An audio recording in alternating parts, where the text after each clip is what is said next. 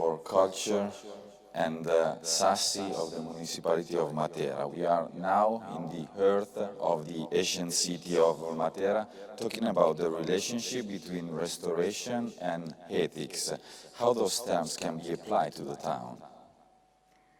First of all, good afternoon to everyone. Thanks for having us here, and welcome to all the delegations taking part in the Restoration Week in Matera.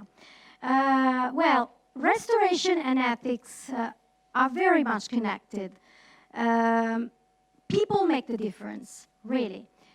Their pride, their awareness, their knowledge, know-how, and most of all, their spirit of identity. I'll tell you a very short story about my town. Matera is the third oldest town in the world, after Aleppo and Jericho, with cave dwellings dating back to the Paleolithic and Neolithic times, and since then, it has continually been inhabited. It is called Città dei Sassi, which are Italian words for city of stones. Sassi are these cave dwellings where people lived and still live now.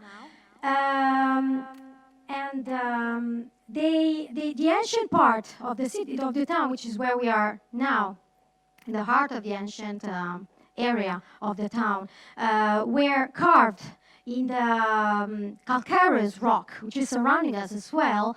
And the ancient part was built, it grew up on the slope of a rocky ravine, which was created by a river, which doesn't exist anymore. Now it is replaced by a very small stream, which is called La Gravina. So I was saying that people have always lived here, all together with animals, one next to the other. And Matera was built like a ladder. There were streets which were on the roofs of the houses. There were cemeteries which were on the roofs of the houses. There was a famous Italian author from northern Italy who said that the dead are lying on the living beings, because cemeteries were set up, because it is built like really a ladder, you know. What happened is that people lived here, but there was a lot of poverty, there were poor working conditions, poor sanitation, but there were, you know, there was the heart of the people living here. They loved living together. In 1948, the head of the Communist Party, Togliatti, called Matera the shame of Italy.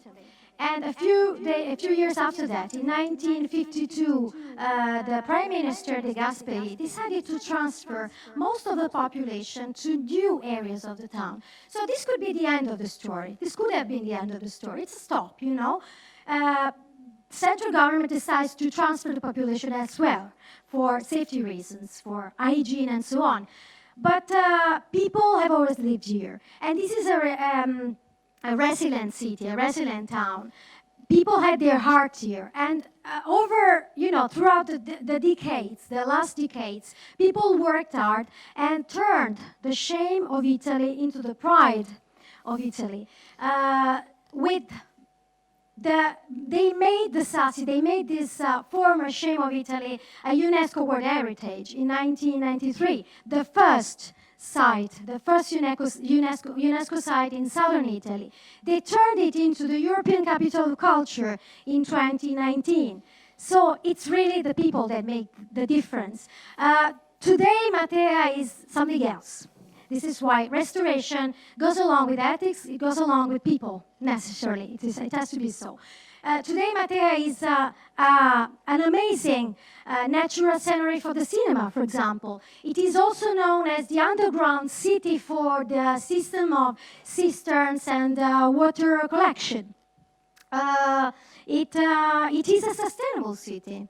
It is a green city. It is a technological city. So it's exactly something which goes into the opposite direction of what it was before. So this is why I think that people make the difference, and ethics, pride, and spirit of identity of the people makes a difference. And that's what happened in Matera. That's what changed completely the story of the town. So from the abandonment to the urban regeneration, from shame to pride, from horror to beauty. And I really hope that Matera can be a symbol and an example that can inspire. Our story can inspire other stories, like other people's and other towns and country stories can inspire us as well. Thank you. Thank you, Consuelo. Thank you, Tiziana. It's really a very interesting story. So we are in the right place to talk about restoration, and we are in the right place to talk about ethics. So thank you again. And let's start with the Restoration Week 2021. Welcome to all of you, to the delegates. Welcome from the guests from home to the last episode of the Restoration Week 2021. Live events, streaming, connection, dialogues around restoration, value, complexity, and today we are talking about ethics. Today we are inside, as the counselor was saying, inside the Casa Cava, one of the sassi of Matera. We are in the middle of the Sasso Barisano, the name of one of the areas of the ancient city. Differently from other sassi, here we are in a quarry of tufa stone used for building the other buildings probably in earlier time than the sassi. Now we are in a conference hall, a place for events, a place for live streamings, a place for international meetings, a place for theatrical performances and concerts. So the heart of the new Matera, as the counselor was saying, from shame to pride. And we are very proud to be here.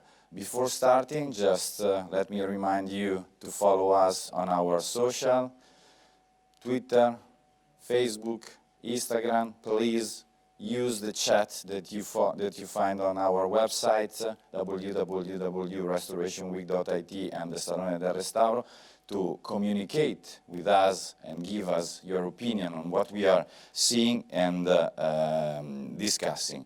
Let me introduce, first of all, last but not least, or better, last but the most important, a short speech from our Undersecretary of the Ministry of Foreign Affairs and International Cooperation, Maglio Di Stefano, to introduce the main topic, the main reason why we are here, the Restoration Week, Restauro Made in Italy, discuss with the world about our capacity of dealing with restoration. Thank you again. Thank you very much. Enjoy.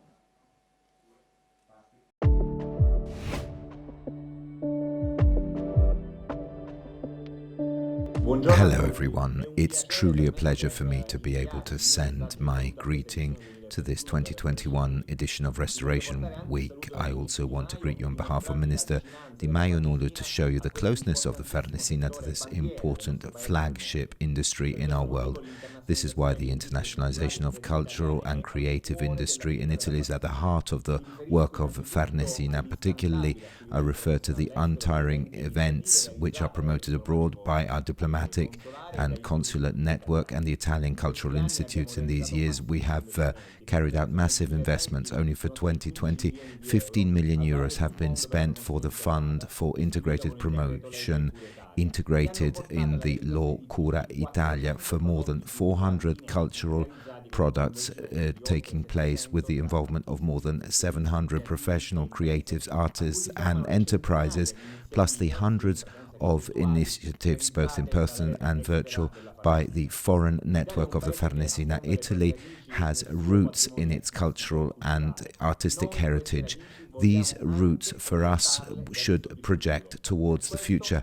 This is why we have ensured that we spread over various sectors, so we can talk about Italian contemporary life with Fare Cinema, which is the cinema festival involving all the professionals in this seventh art, in art itself, with contemporary Italy, a series of 4 documentaries telling about the journeys through places and telling the stories of those who do art in Italy. Finally, one which is particularly promising in its innovative format, Italy Land of Wonders, a video game in 11 languages with art, culture and high technology, which tells the beauty of Italy in an interactive and fun way. Please try it, because it's truly exceptional from all points of view. This is a made in Italy product in order to promote the excellence and Italian creativity, in order to give continuity to the cultural offering. Some contents have been digitized, others have been rethought with new languages, online festivals,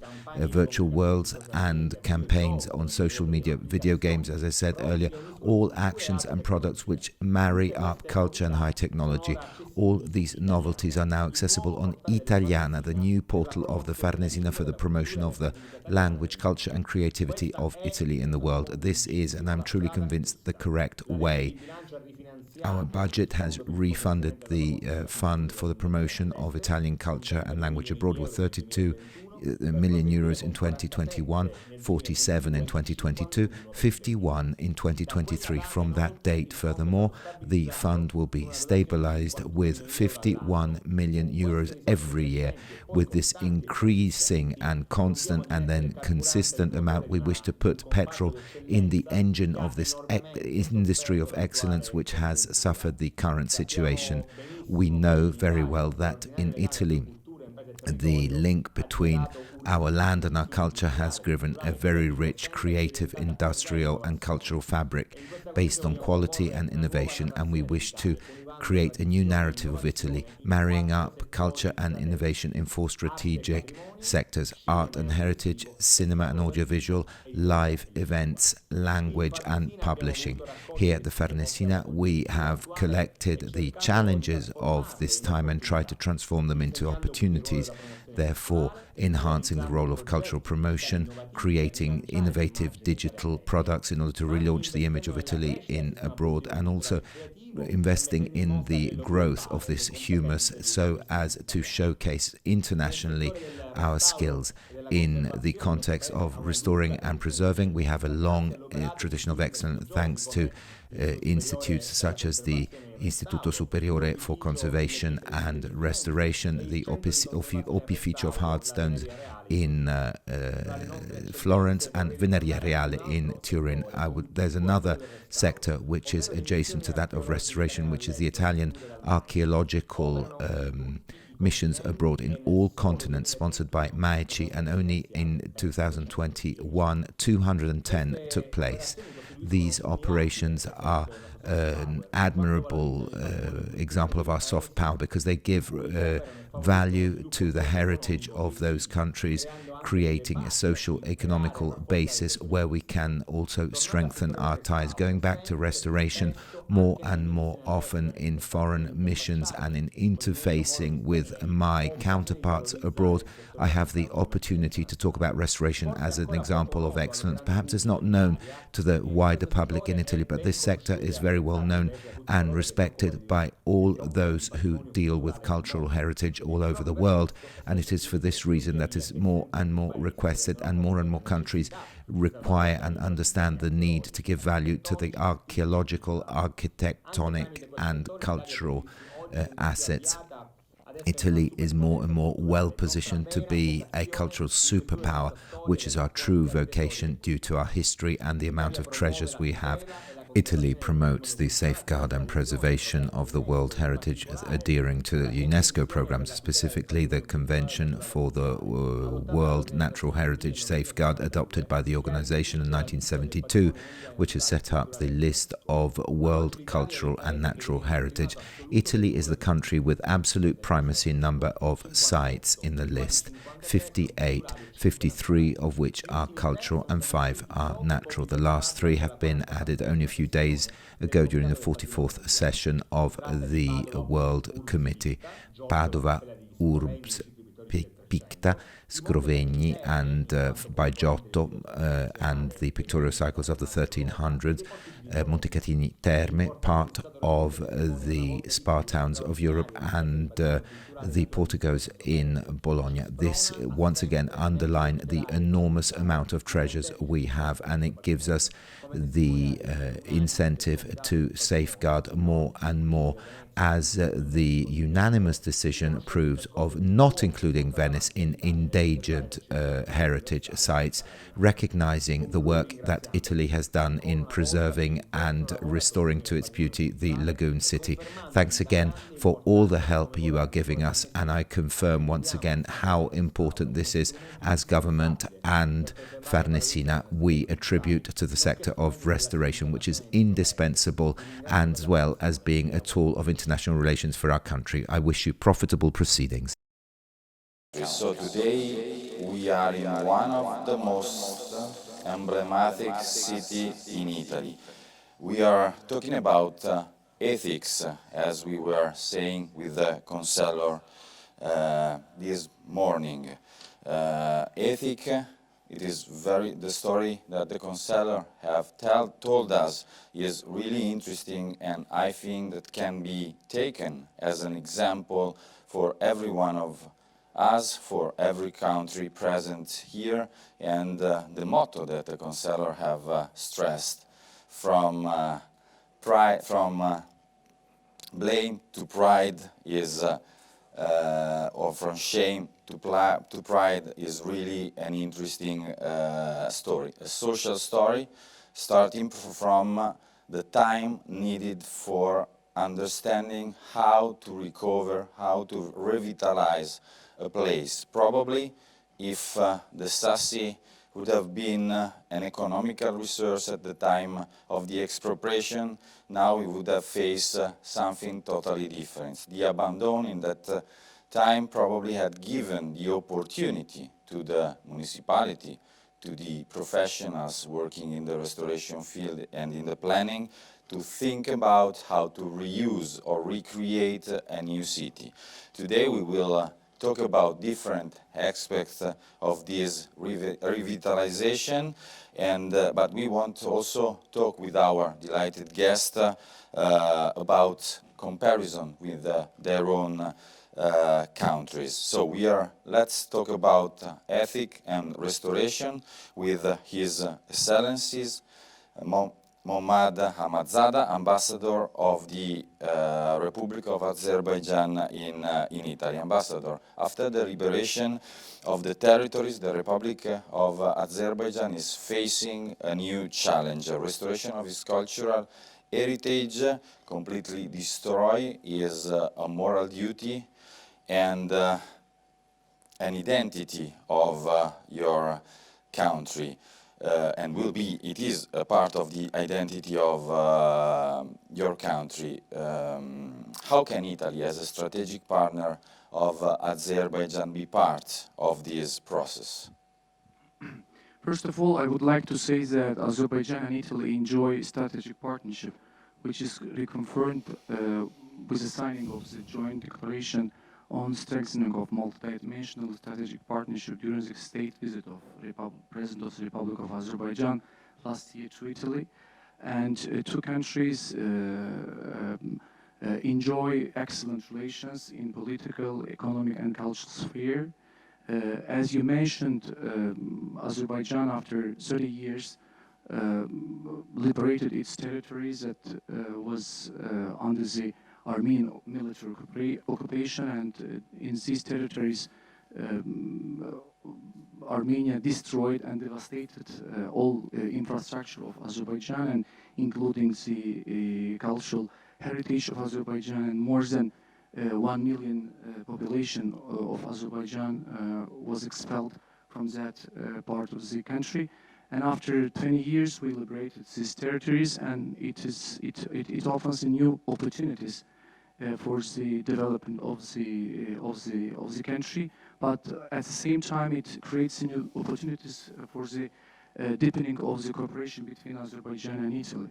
Italy has always shown very just and objective position with regard to the sovereignty of Azerbaijan, and in all political documents that we signed between two countries, always Italy expressed its respect to the sovereignty and territorial integrity of Azerbaijan. And immediately after the conclusion of the war, of the conflict, Under Secretary of Foreign Affairs of the Minister of Foreign Affairs of Italy, Honorable Mario Di Stefano, he visited Azerbaijan, but not only capital city. At the same time, he visited one part of the liberated territories, and he witnessed personally the scale and the level of territories, the devastation of the territories of Azerbaijan. And during that visit, we started to launch with Italy a very interesting plan of activity in order to attract the Italian business, Italian investments, and Italian technology to the reconstruction and the restoration of the liberated territories of Azerbaijan. And we launched a number of web missions with the Minister of Foreign Affairs of Italy, and including the respective governmental authorities of Azerbaijan. And one of the web missions was dedicated to the restoration of the cultural monuments of Azerbaijan. And we had very interesting discussions and the exchange of views within that web missions, and a number of Italian companies were presented to Azerbaijani counterparts. And today we are with very prominent delegation from Azerbaijan in the Restoration Week in Italy, and we have representation of the Minister of Culture and the representations from the İçeri Şehir. It's the historical architectural monument of Azerbaijan. And during this visit, we had very interesting presentations about the new opportunities of collaboration between two countries in the restoration sector, and in particular in the liberated territories of Azerbaijan. And I don't want to take your time a lot, because I want that our delegation, members of our delegation, can give more detailed information on all these opportunities. Thank you very much for this opportunity. Thank you very much, Ambassador. Of course, Asorestaro is part of this promotion, but will be strong part, the association promoting the relationship between the Italian companies and the Azerbaijan institution, but we hope to create very strong partnership between our company, our experts, and your experts to do the best job we can on the restoration of cultural heritage. Thank you again. Thank you. Let's now jump back in time at before the half of the last century, back in time when the story that the conservator was Tiziana was telling us at the very beginning. And let's see how was the life into the Sassi at the time. Casa Garotta.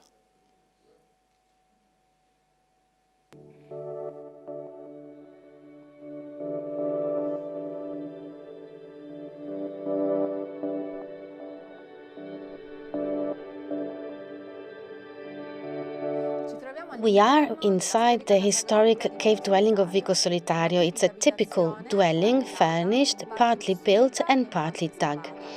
The last family who lived in this structure is the family Viziello, composed of 11 people. The structure is characterized by an architecture by elimination, meaning that we take away some material to give shape to the architectural structure. And with the material we've gathered, we used to build the barrow vault, which represented the first part of the house. Matera was mainly a society and an economy mainly agro-pastoral. So within the house we can see all the tools which were used both to care for the animals and to live and to work. The main issue of these dwellings was the absence both of the water and the sewer systems. Within the dwellings, we can see a canalization system, and this is the reason why Matera was included in the UNESCO list, indeed, for the rainwater canalization systems. The rainwater was channeled within the tanks underneath the floor, and from the opening of the tank, people with the bucket could take water. The main issue of these structures was the fact that they had been dug, and therefore the rock, in this case the calcarenite, is, as a matter of fact, like a sponge. It absorbs the rainwater and releases gradually through humidity. So animals were very useful in the house because they used to warm up the space. Indeed, we can see here 2 stables, and here on my right there was the dung heap, because manure was kept for the first few days within the structures, because by fermenting it released heat which used to warm up the space, which was very humid. Let's say that the issues which people had to face within these dwellings actually led in 1952 the then Prime Minister Alcide De Gasperi to approve a law of the Sassi expropriation.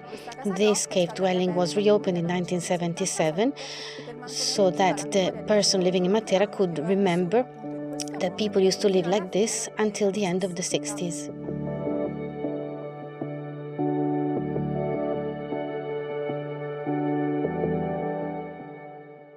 We have shifted to a time where the hygienic situation and the social life was very complicated. That's the beginning of the story. As I was saying, sometimes time is necessary to face difficult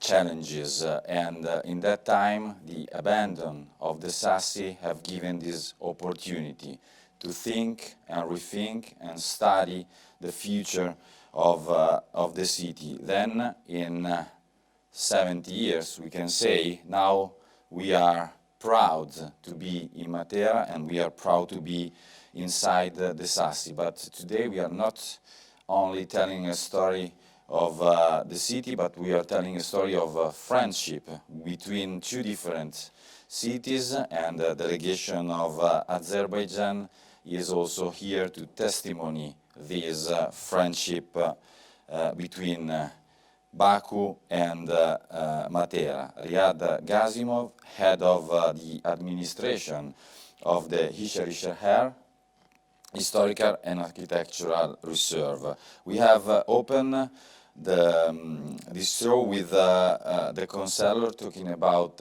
ethic in Materica, an ethical story. Hishari Sheher has signed an MOU with Matera. Can you tell us something about the similarities between the 2 cities, the 2 towns? Thank you very much, Andrea, and thank you very much. I would like to express my gratitude, first of all, to all the organizers of this wonderful week. We are spending a very interesting time and learning a lot from our colleagues here in Italy.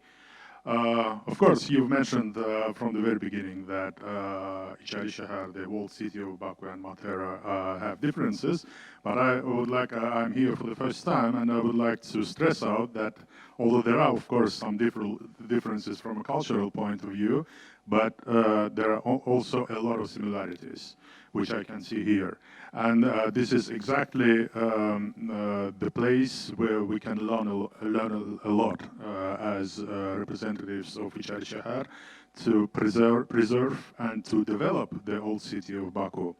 The old city of Baku is the very heart of the capital of Azerbaijan, and it was consisted in the medieval times only of Hishari Sheher. And you've mentioned this great opportunity we had with this memorandum we had with Matera, our Matera colleagues, which we had a very fruitful meeting today. And I would like to make sure that we agreed on a very interesting projects which will allow both to our Italian colleagues, our Italian friends here, and to Azerbaijani part to benefit from each other. So coming back to the ethics norm, I would like to stress out also that the similarity of Hishari Sheher and Matera, as I can see, is that both of them still, being very ancient cities, are well populated. Hishari Sheher has more than 4,000 inhabitants till the moment. And it was one of the most important decisions of the government of Azerbaijan, which made a decision to keep it as a living city, not to capsule it, not to close it, but to make it a vibrant city with its own rules, with its own development, and etc. And I can say that my Azerbaijani colleagues know, and I think that the colleagues which have been to Azerbaijan from Italia, they know that the inhabitants of Shahar, or the old city of Baku, have their own rules, have their own traditions, which are sometimes can be quite different from the other sides of Baku, being the city within the city. So coming to these ethic norms, one of the most important issues for the administration of Shahar was to keep these traditions, to make the inhabitants of the city feel that they are comfortable even with the fast developing world, which is outside the city walls. And I think we've succeeded in that. And this success story is actually what brought us to the point when we are one of the most prominent success models in the UNESCO World Heritage List, because there is a model of management with the administration, with a specific administration which is combining several competences of different state entities in itself. Is quite an exclusive mechanism, which is currently being promoted by several UNESCO World Heritage cities. So, coming to that, to the ethics point, of course, it is very important for us to preserve not only the monuments of Shahar, which is more than 500 of them on 22 hectares territory, but also to preserve the ambience, the vibe of Shahar, which is the most important thing, which you feel right away when you come inside the city walls, and you start to feel it, and it's a wonderful opportunity to get back in time.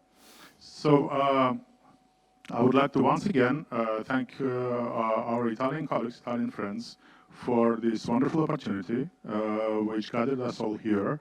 And I'm sure that our mutual cooperation will go on, both with our colleagues from the Italian Trade Agency and Ristaro, and also with our dear friends and colleagues from Matera City Council. Thank you, Riyad. For sure, we have today connected the three words that we have used during this week: complexity. Matera and Baku are complex city and complex social context, value, because both are values of history of our global identity, and ethic, because both are ethical stories. So what are the next steps in the process of restoration but valorization of the old city of Baku?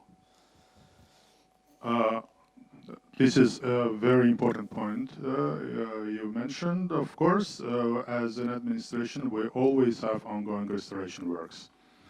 We started 10, 12 years ago as an entity with restoration of the most well-known monuments of Azerbaijan and Baku. It was the Maiden Tower and the complex of Shirvanshah Palace, which are inscribed in the World Heritage List as well. And we had a very very good success story of cooperation with our European colleagues and European experts, which were brought to so that our local experts also can gain the enough experience on the modern technologies. So coming to the projects which are currently in our pipeline, we've just recently finished the project of 17th century Baku Khan's Palace, which was completely regenerated and restored. And we are planning to, we are currently finalizing the establishment of the wonderful museum exposition there, which will be one of its kind in the region. Which will bring us having the technologies to one day in the medieval Baku. So it's going to be a wonderful experience for all the guests and also the inhabitants of citizens of Azerbaijan to see that. The other important project for us is the city walls. We have more than 1,000 meters of city walls, which are still intact, and we are fragmentarily restoring them.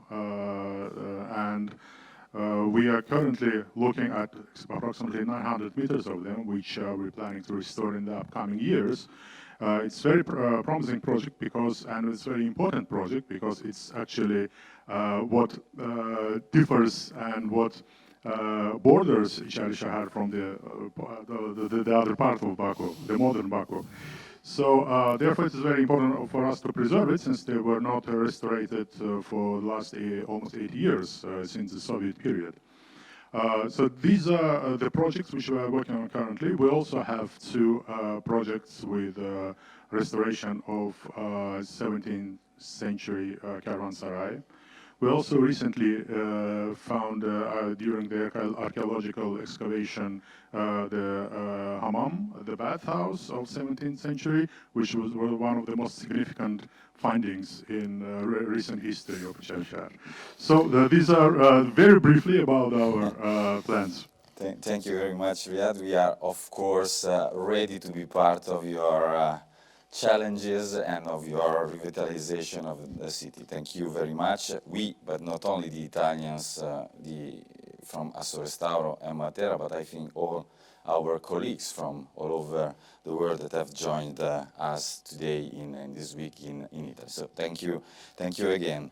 So, in the words of Riyad, there was another important aspect, the evolution in time of so ancient city, not only the recent one. So, for example, Matera is not only the Sassi, but it has evolved in the previous era. And we are going to look at an architectural complex, a very important architectural complex inside the old city, but far away from the Sassi, very distant from the Sassi, not calculated in meters, but calculated for the social life of the city. Now it is one of the most important museums of the city, Palazzo Lanfranchi.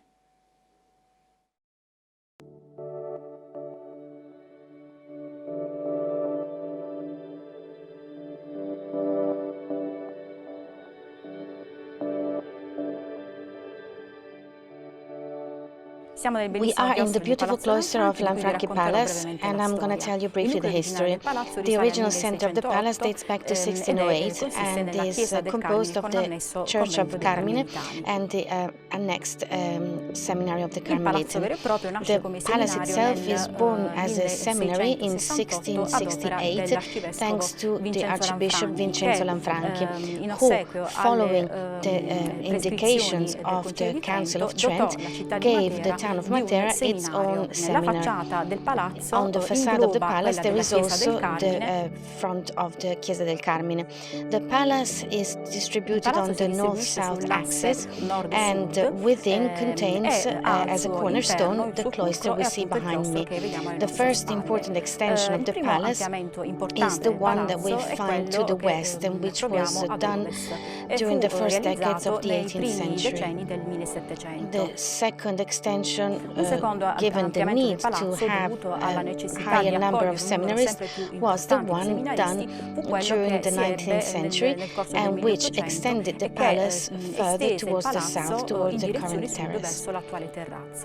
The palace, the building itself, is a layered building with different functions and different building phases, and the palace itself has been a seminar, a classical high school, and it has also become the National Museum of Modern Medieval Art in 2003, whereas today is the National Museum of Matera.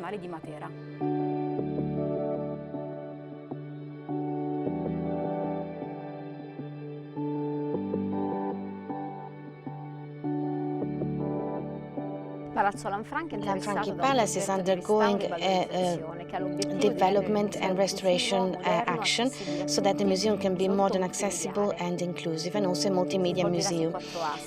The project will cover the facades, the terrace, the museum and the systems.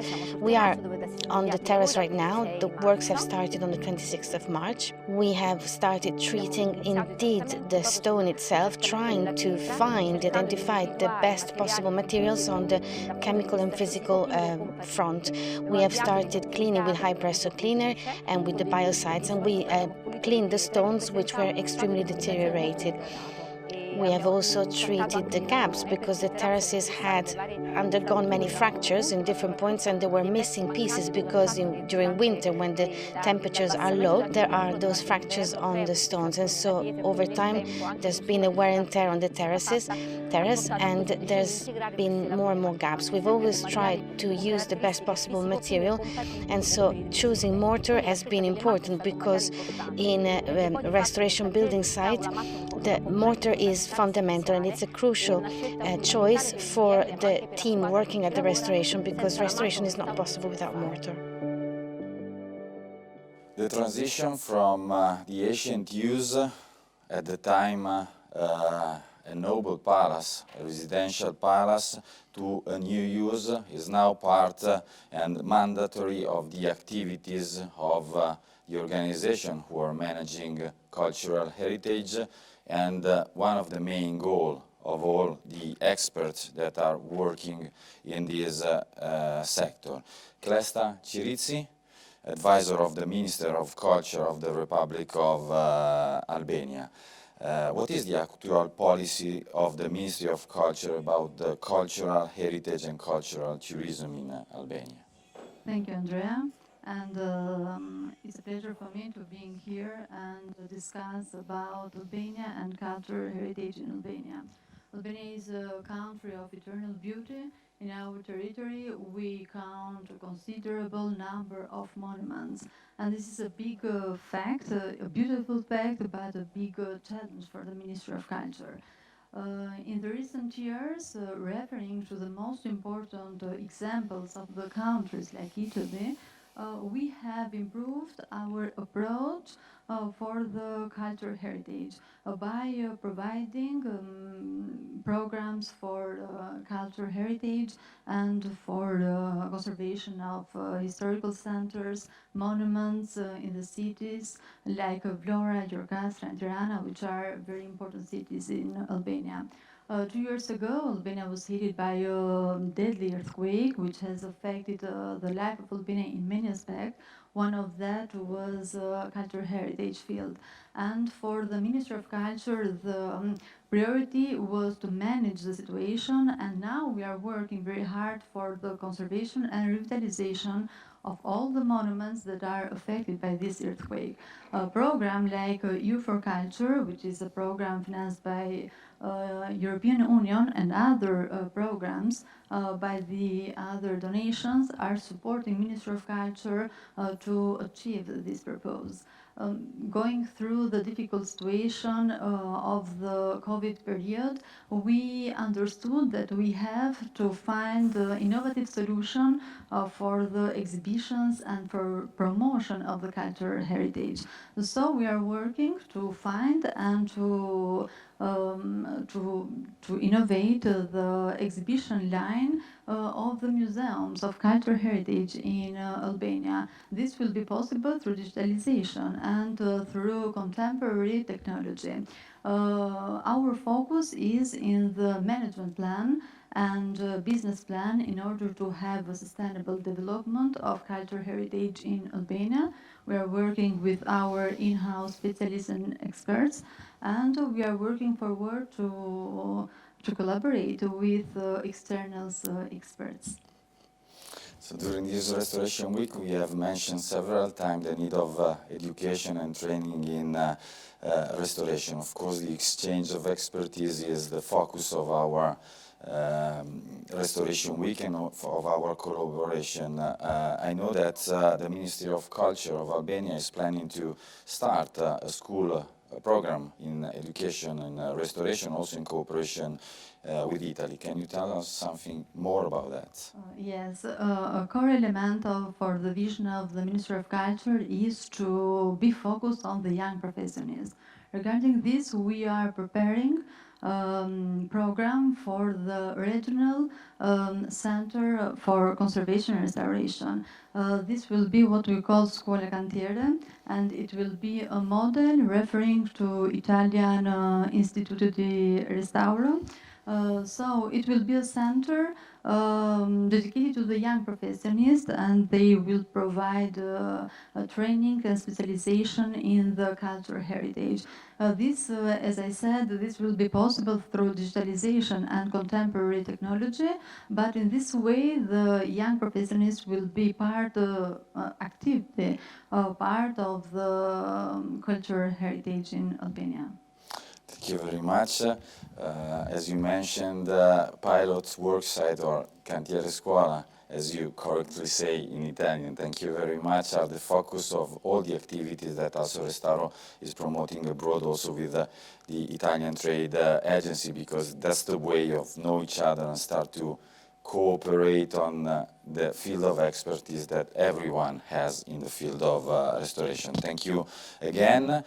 Let's stay now into the Palazzo Lanfranchi and let's see a little cantiere scuola, a short piece of restoration in Palazzo Lanfranchi.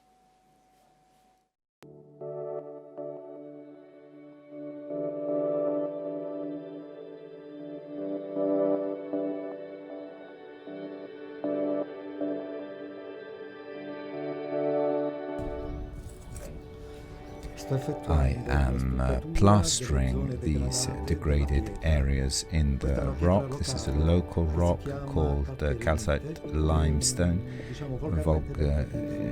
normally called with the vulgar name of tufa, which is characteristic here in Matera, and the plaster is made of hydraulic lime and local inert material.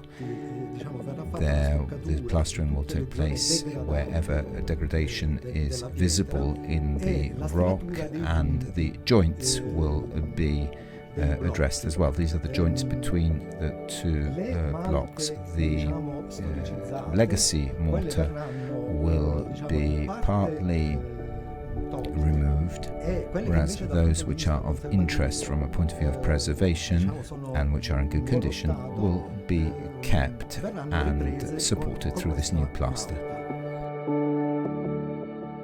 Let's now make another little jump, not in time this time, but on the opposite side of the Mediterranean Sea, again in Lebanon. We are with Sarkis Kuri, director of the DGA, the General Directorate of Antiquities of Lebanon. We have had the opportunity to meet your colleagues here in Italy and talk about the situation that you are facing, that you have faced in Beirut due to the blast of the 4th of August 2020. But this is not, Lebanon is not only Beirut. Lebanon has a very rich history and a very rich history of archaeological sites that you are restoring and valorizing.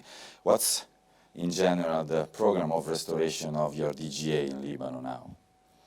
Thank you, Andrea, for inviting me to this prestigious place full of history.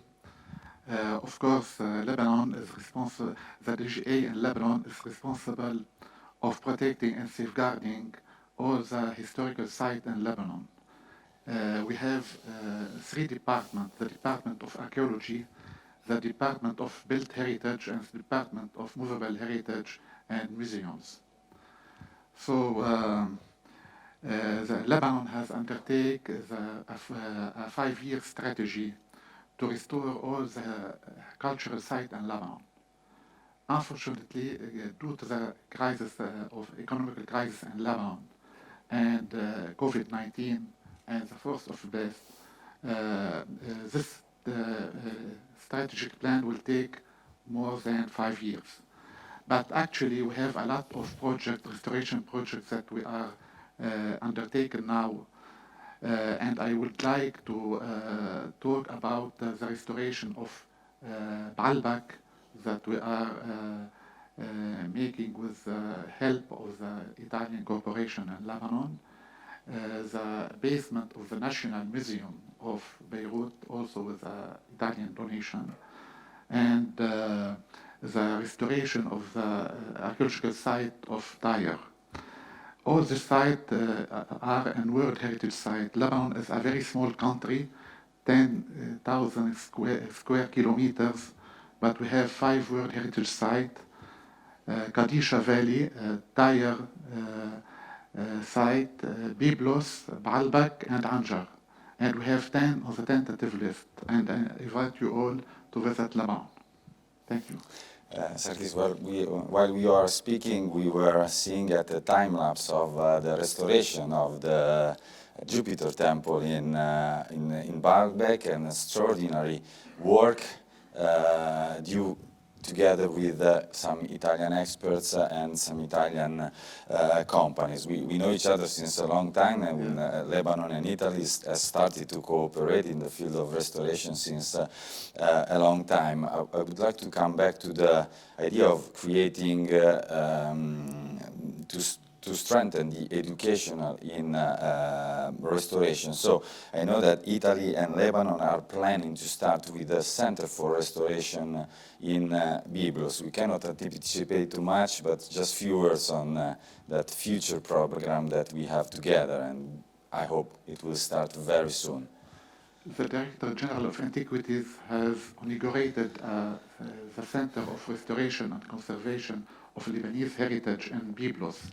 Byblos, of course, is old like Matera here, so where alphabet was created. So we are keen to have a main partner like Italy in this project, so we can exchange experience, and especially we have a lot of common heritage and between our two countries. Okay, thank you very much.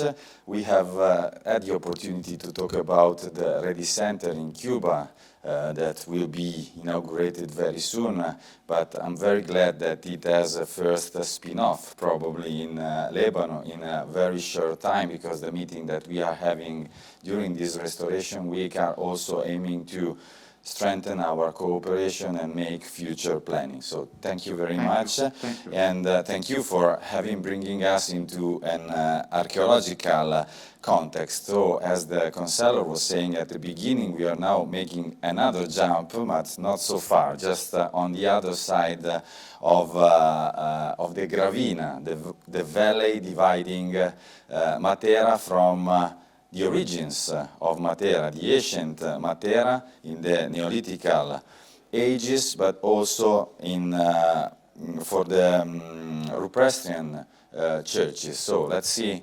an introduction, an overview on that part, and then we will go deep into the restoration of the churches.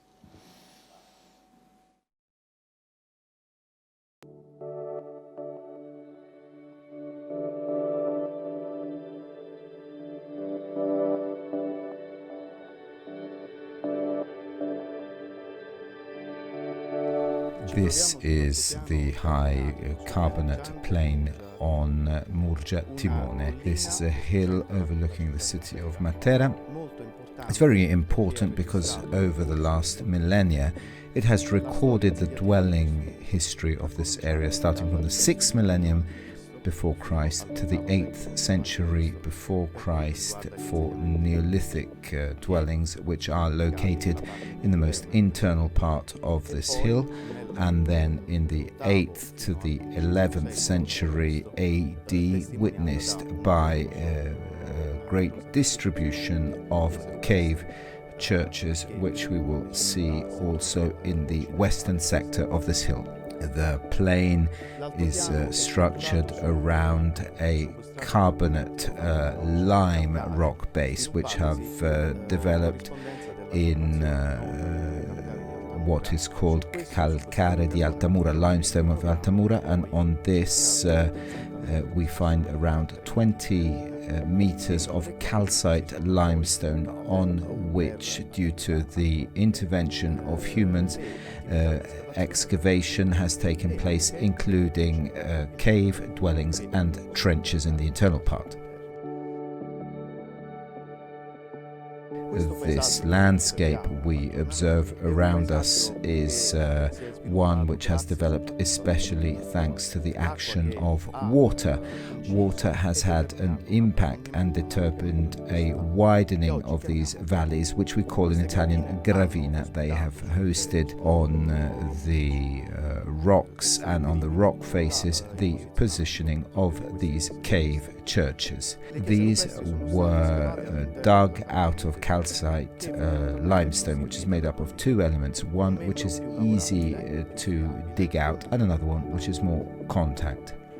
The phenomenon of the Rupestриan buildings has a peculiarity which the area of Matera, where we are now, shares with mainly the Mediterranean basins from southern Italy, Puglia, Sicily, Calabria, and all the way to Cappadocia. Right now we are standing in front of the San Falcione crypt in Murgia Timone, indeed close to Matera, and this is one of those places, together with others like Madonna delle Tre Porte, Madonna delle Croci, or the Rupestриan Church of Santaniesa, that in a way benefited from recent rescues thanks to a good restoration operation which revealed the peculiarities and expanding our knowledge concerning the Rupestриan churches of Basilicata and especially of the area of Matera. Those peculiarities have an impact both the archaeological forms which are used and which show on the one side the knowledge of Asian models and on the other the adaptation of these models to local needs, which could be geological needs but also functional religious needs. The Rupestриan buildings, even the sacred one, are not always the same over time. They are modified often by local people, and this sometimes has compromised the conservation status of these buildings, but that today, luckily, we are trying to recover.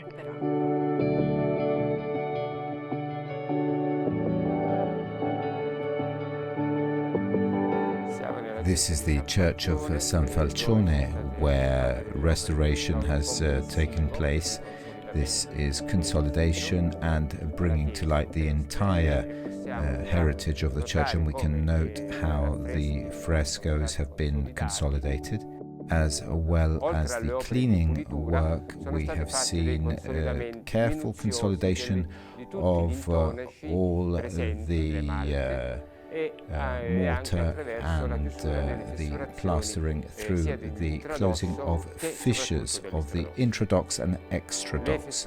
The fissures you see above have been supported with strengthened perforations in order to consolidate and continue to keep the rock face as compact as possible. We have entered in a totally different point of view, recover, a rebirth of a very delicate ecosystem. People working in restoration don't like easy things. That's a matter of fact. We know, we are working in that field and we know it perfectly. I want to make a short jump again in the Mediterranean Sea, but in that case in a closer way, always in Italy, but with some similarity in at least in logistics. So if you can see the video, San Fruttuoso, we are, you can probably remember some of these images from the promotional video of the Made in Italy. Magistri, one of our members, have made this important restoration in a building, in a complex protected by the FAI, Fondo Ambiente Italiano. We are on the coast of Liguria. We are in the middle of a bay. You can reach the bay only on foot by a mountain trail or on a boat through the sea. So really difficult to be managed in a place that is really fascinating as where we are now. Of course, all the part of the restoration, the facade, the scaffolding, have aimed not only to preserve the building, but also to enhance his capability of being part of the local economy and of the touristical offer of the region Liguria. Not only the shores, but also our cultural treasures. And as you can see from the video, of course, the delicate activities of the restorers, new bricks, structural consolidation, surface restoration, the roof. We need to repair the roof in order to keep the building safe, and then, as it happened in archaeological sites, with very precious artifacts, the hands of the restorer are the secret for a successful restoration, with also some curious animal coming to see the activities of the restorers. So fascinating and difficult, like as restorers like to be, of course, with technologies that can help to reach the goal that we are facing, and the strict, always the strict control of well-educated architects, the worksite manager, and the superintendency, always keeping an eye, controlling and approving the restoration project. We can see that the secret of the history of Italy is due to the fact that we have been able to list and control our heritage and keep it as it is, as part of our history. Let me come back to Matera, and we will see some other restoration, important restoration in other 3 churches: Santaniesa, Madonna delle Tre Porte, and San Vito. Let's see the video.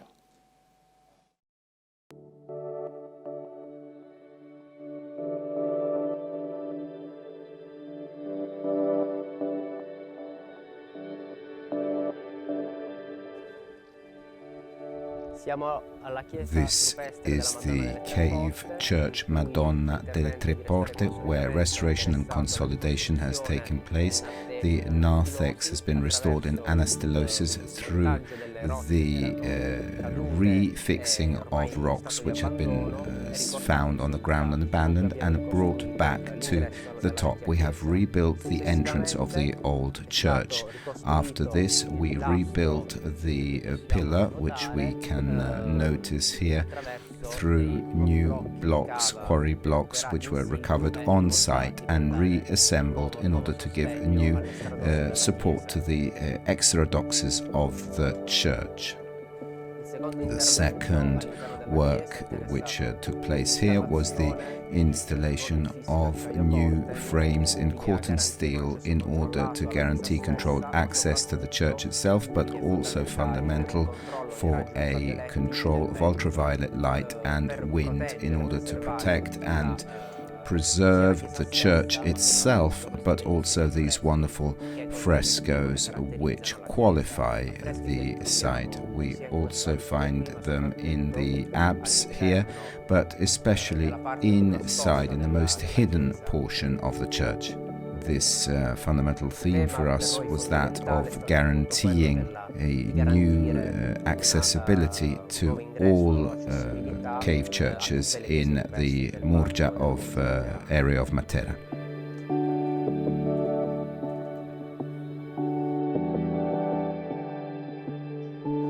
We are in the church of Santaniesa. Here we can find many mural paintings which have been painted directly on the substrate of the stone.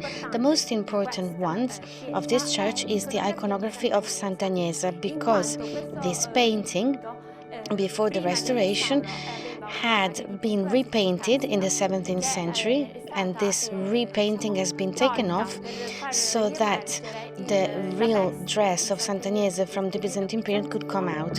The deterioration factors of this church are deterioration factors mainly linked to aerosols, so people visiting the church and by breathing producing CO2, and also the microorganisms which are present naturally in the stone itself.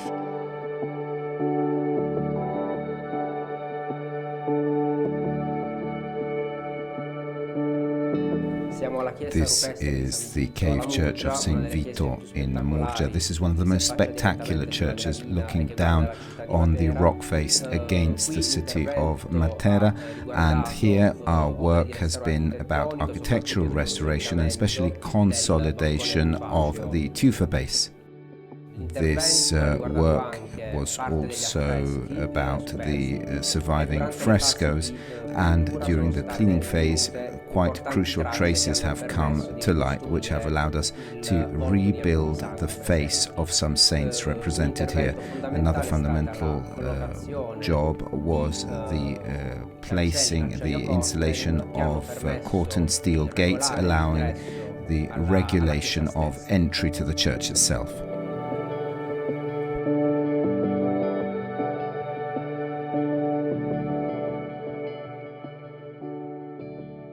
So a little overview of the Gravina, but now from the Gravina of Matera, again, let me come back to Azerbaijan. Azad Jafarli, head of the State Service for Protection, Development and Restoration of Cultural Heritage under the Ministry of Culture of the Republic of Azerbaijan. Today we are talking about ethics. We have talked about ethics also with the ambassador, and we have talked about ethics here in Matera. The rule of restoration of the historical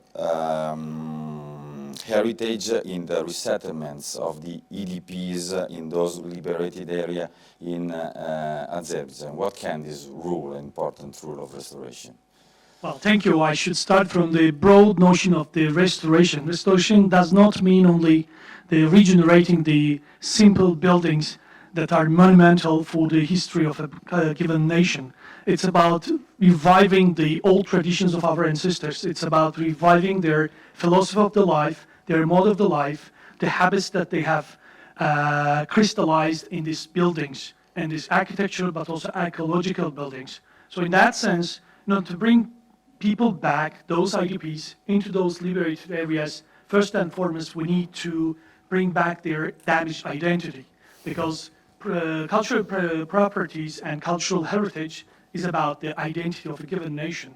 And Azerbaijani people now want to go back with their identity, with full respect to their human rights, into those liberated areas. For the last 30 years, these areas have been under the occupation, and unfortunately we have registered hundreds of numbers of examples when the monuments have been either severely damaged or completely destructed. But we are full of the energy and full of enthusiasm and very decisive to bring back those monuments.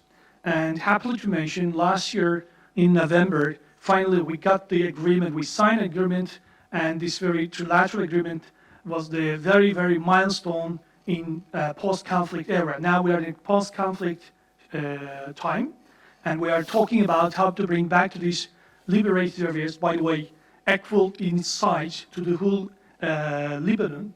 We had a colleague from Lebanon, how to make it in a way that they are prosperously could live there and get their much deserved life. Last year, when the conflict was already over, the head of the state of Azerbaijan announced about the Great Return. And the very milestone in this Great Return is about the return of the culture. It's about the restoration of the samples of the cultural heritage, and to make them in a way that, again, they illustrate very century-old or the millennium-old history, the philosophy, the very standpoint and enthusiasm of our ancestors. By the way, we're in the context of a very rich area, the region, which enjoys and houses over 2,600 monuments, out of which 706 are in the registry, and many of them are of the world significance. Just to mention some, we have the Azır Cave, like the caves here in Matera, which dates back to 350, 400,000 years, with some remainings of the Paleolithic Neanderthal dating back to 1.5 million years. We have the bridges of the 10th century, so they are about thousands of years They are the castles and also the fortresses going back to the 16th and 13th centuries, tombs of the 12th and 13th centuries.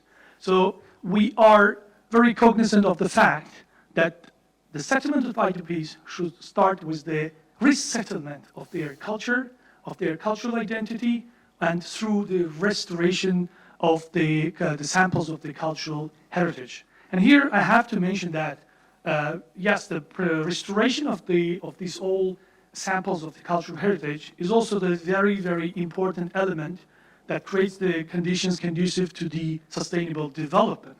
It's not only about hardware, it's about the software that links up our life to the material part of our day-by-day activities.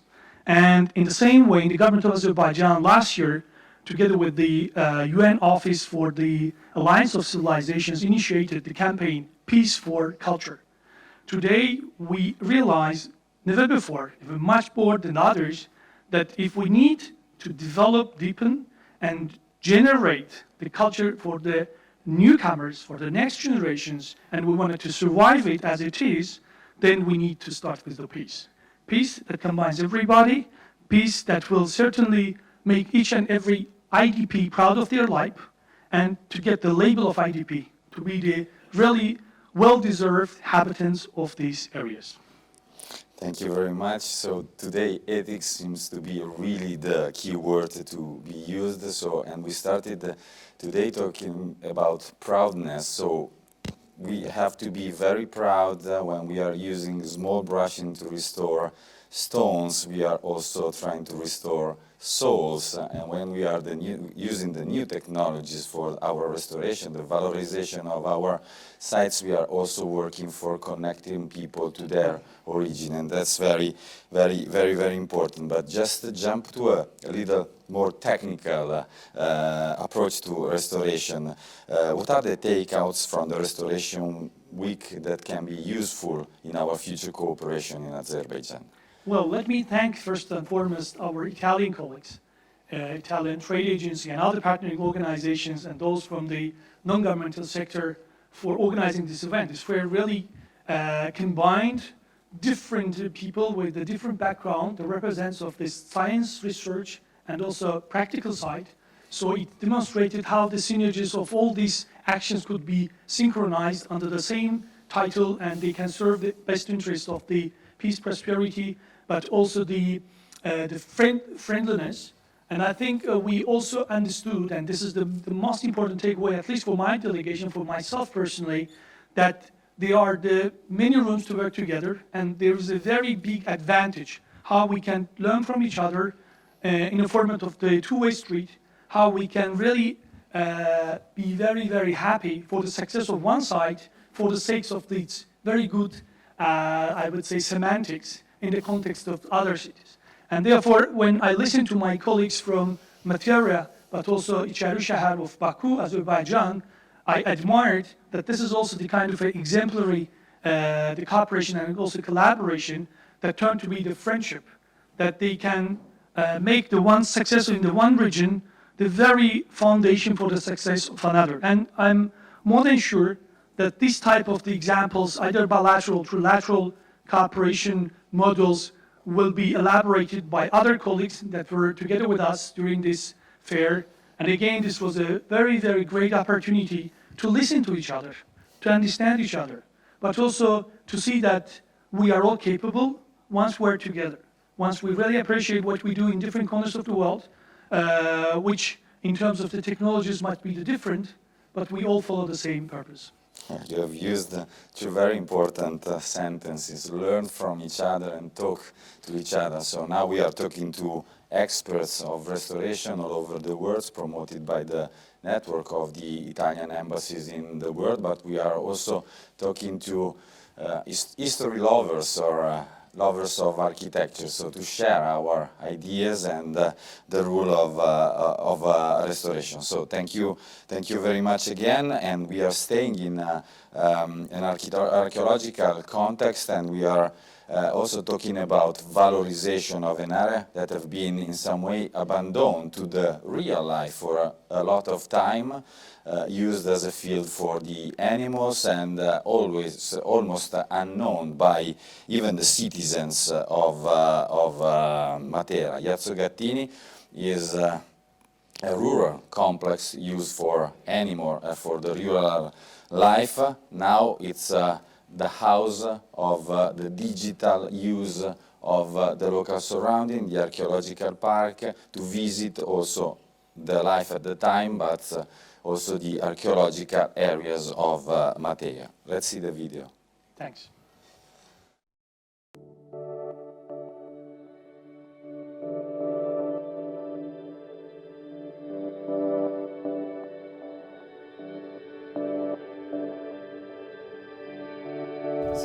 This is Iazzo Gattini. This is a magical place of the Murgia Highlands. This is an area which is crucial because it has seen the human presence for 8,000 years. The choice of the Park of the History of Man project is a happy initiative of the municipal authority, which has allowed us to trace 4 themes, starting from the Neolithic with the Murgia prehistory park, with the rock civilization, farming community, and the City of Stars.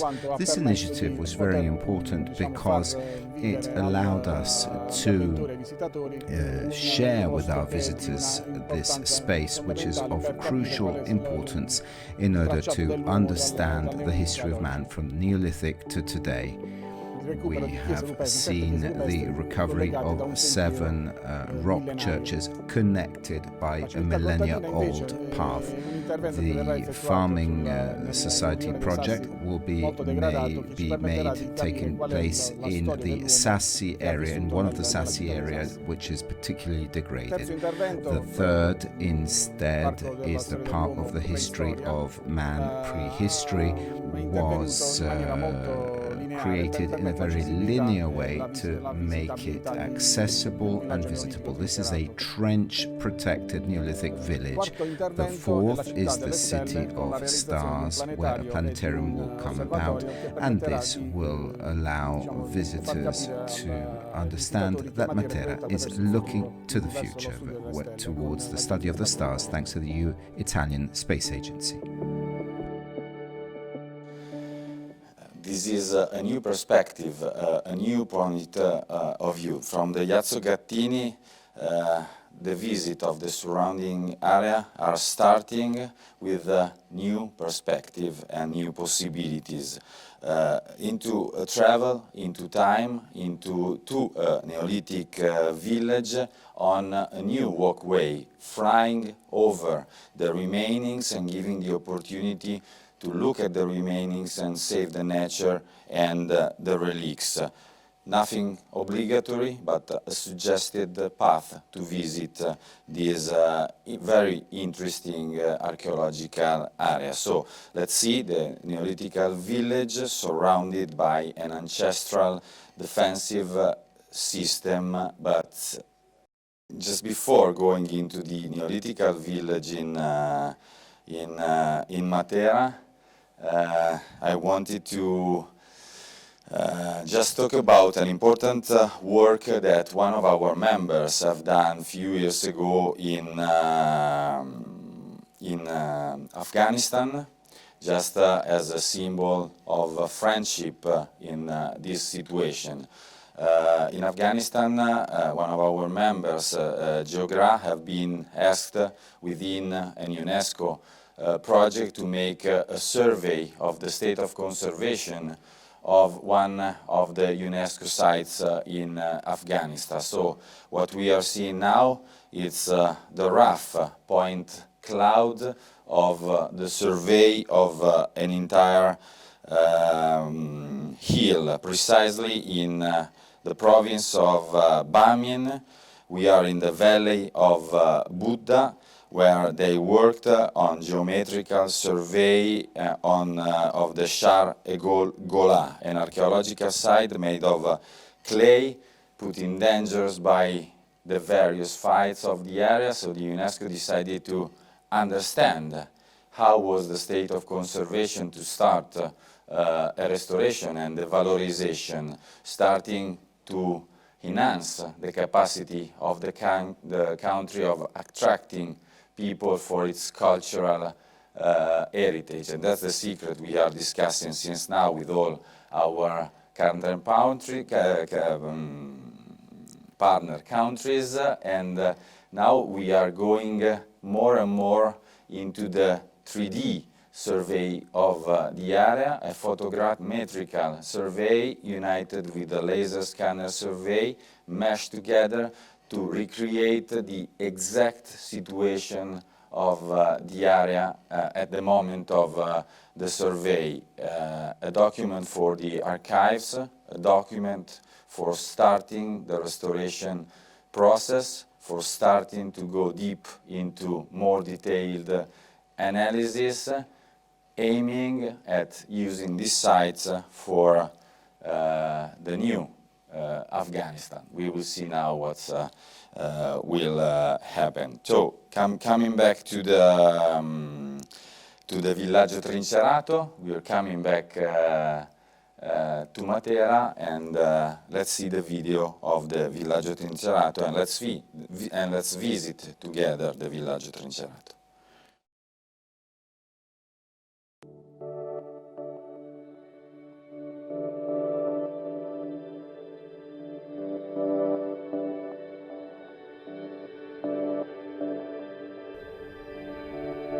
The plain of Murgetimone is a millennia-old site, and thanks to the work taking place in this project, where we aim to give value to the park of the history of man, these traces are certainly more visible and easier to see on the part of everyone. Also, thanks to a guided, simplified itinerary with appropriate signposting and explanatory panels. We are roughly around the middle of the 6th millennium before Christ, and this plain of Murgetimone is occupied at this time by an extended trenched village, which is surrounded by a double system of ditches.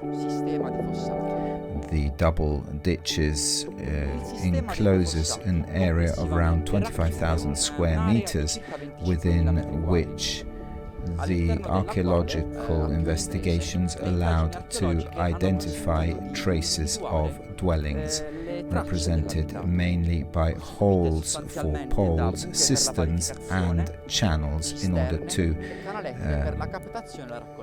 channel the water. Aside from the defensive action, it is very possible that the Neolithic trenches are used as protected and safe spaces for productive and artisan activities. Starting from the Bronze Age, the main dwelling element is represented by monumental tombs dug directly in the base rock and identified in the surface, sometimes also through circles of great rocks which made these tombs visible in the surface.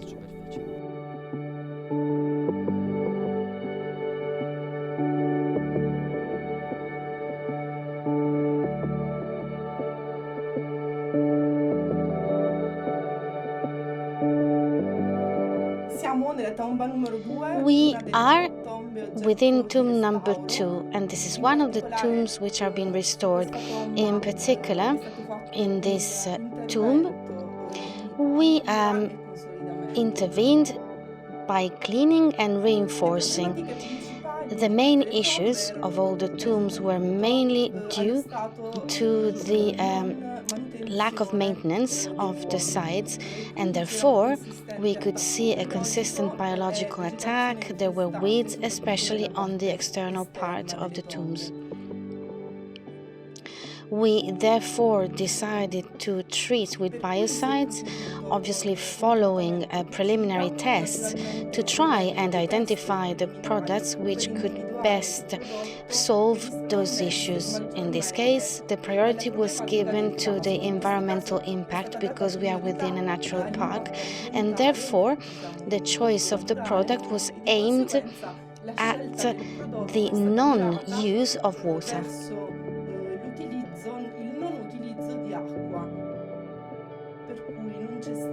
Therefore, there were no infiltrations of resulting materials within the tough surfaces. On top of the biocide treatment interventions, we also reinforced the tough surfaces. We have also reinforced the surface with nanosilicates, but also we reinforced the structure, especially on the access pillar of the structure, but also on the base part. Lastly, we have given a lot of relevance to the cleaning of the floors of the tombs. Indeed, because over the years a lot of different materials built up, and those materials hid the original forms of the tomb itself.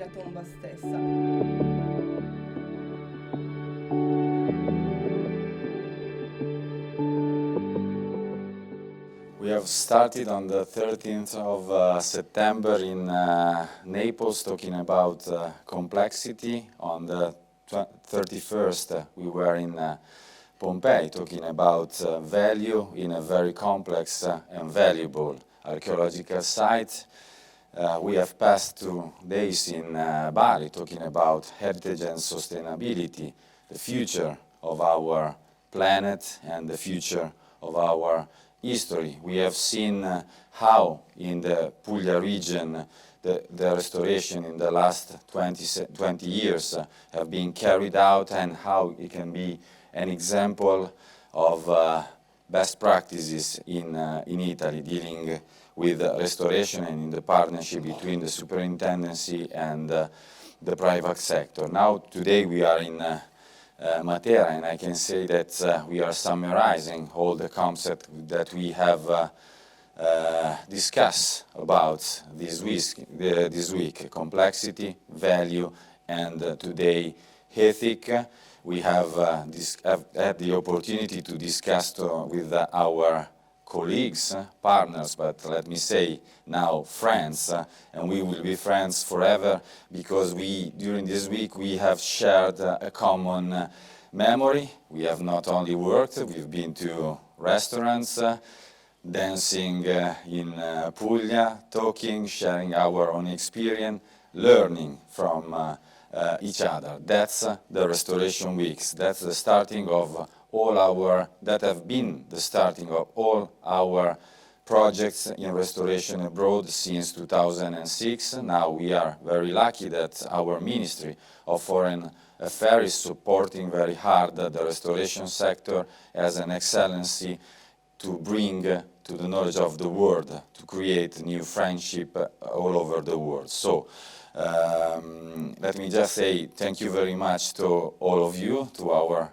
participants in presence, to our guests online, who had the patience to follow us during all these days. The next appointment is the Restoration Week 2022. It will be spring, probably April, in Ferrara, and follow us on our website to get more information about our partner countries. You will find on the website restorationweek.it all the information about every country that we have hosted here for the future collaboration. Let me make a specific thanks to all the countries present here, Albania, to the Vice Deputy Minister and the advisor of the minister being with us all the time this week, to Afghanistan that we have just mentioned in the last as an hope, to Azerbaijan that we are that we have met today and with whom we are starting new cooperation. Let me thank Cuba, an example of cooperation. The Ready Center in Cuba has, we hope, a first spin-off, but it is and it will be an example of long-lasting cooperation. Croatia, we will start cooperating with Croatia in the early future, autumn. Let me thank again Saudi Arabia, and we have made a plan for the cooperation in the country. Last but not least, Lebanon. We have met Sarkis Kouri, an old friend, and with whom we are starting new cooperation. Again, last but not least, Israel, for real close participation to the annual exhibition in Tel Aviv. So I'm a little bit emotional the week and a little bit tired, if I can say. So the Restoration Week is always a great effort, but a great pleasure, and the starting point of all the activities that Asso Restauro, together with the Italian Trade Commission, is planning for the next year. So thank you at last to the Italian Trade Agency, Roberto Rovato, Franca Innamorati, and Emanuela Preristi for their support. Thank you to the Ministry of Foreign Affairs to giving us the possibility to do this job and the future cooperation. Again, thank you to everyone. See you next year in Restoration Week 2021.